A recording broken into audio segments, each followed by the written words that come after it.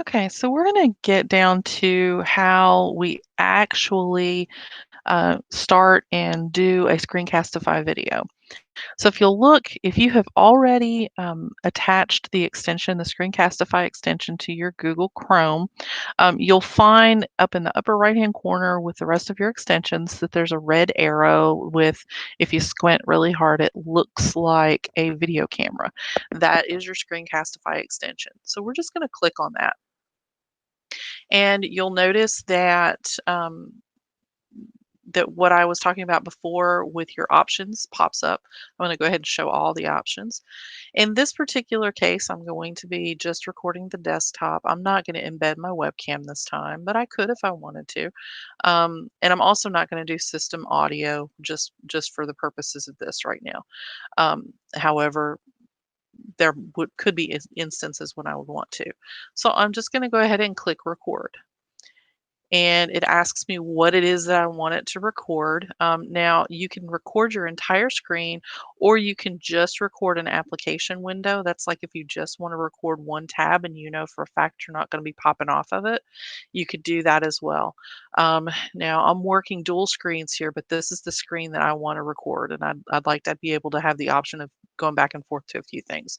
So I'm just going to take this entire screen here, and I'm going to share it. I get my countdown, and then I can do whatever it is that I want to do. I could present from here if I wanted to, if I could talk about this from here if I wanted to. I could come up and I could click present with my Google Slides, and then I get my full screen of my Google Slides. Um, Now, that is okay as long as you don't want to use the annotation tools. If you want to use Screencastify's annotation tools, for some reason they're not compatible with presenting in present mode of Google Slides. However, there is a workaround. I'm going to show you that really quickly. If you come over here to File and down to Publish to the Web, and you click Publish. Basically what you're doing is you have created kind of a little your own little personal website uh, out of this Google slide presentation. So I'm going to copy that little URL there, and I'm going to bring it up here, paste it in here, and basically I have my little presentation. It's in present mode, but I also have my annotation tools that I can use. No idea why it works that way. It just does. Now, for those annotation tools, I have a focus mouse, so I can point out things that are there on the screen. Um, I have the ability to hide the cursor when it's not in use. So this cursor just kind of just, if I'm not moving it, it just eventually just completely disappears. Um, I can highlight my clicks. So if I'm clicking on something that will actually pop up and show you what it is that I'm clicking on. I don't have any objects to click on here. So that's kind of makes it a little difficult. Let's go on over to where we were. There we go.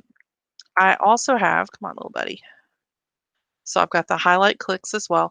And I also have the ability to basically just grab a pen, whatever color I happen to want that pen to be, and mark up my slide. So if I wanted to write on my slide, I could. If I want to underline something, circle something, draw an arrow, whatever the case happens to be, I can annotate over this slide as well.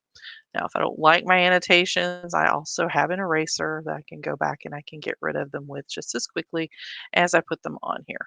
Well, maybe not as quickly as I put them on here. So those are the annotation tools that you can use. You'll notice up here, you can tell that you are recording because there's a little like record button up here on my Screencastify icon. Now, when I'm finished recording, I can click on that again, and I can either pause recording and then come back and finish up my recording, or I can simply just go ahead and stop it here. Now, what happens once you've stopped your recording?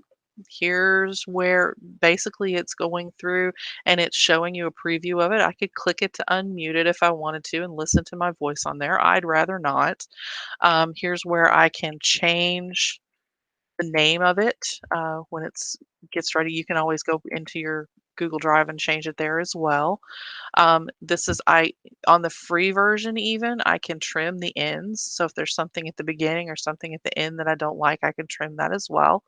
Um, and then here is where the magic of sharing comes in. Again, one click.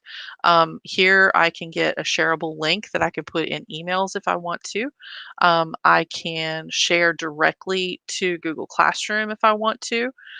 One click, and that takes me directly to Google Classroom, and I can pick whichever class I want to share that to. Let's say that I want to share it to Algebra 1. Um, and it asks me, do I want to make this into an assignment, make it material? What do I want to make that? So one click takes me to Google Classroom.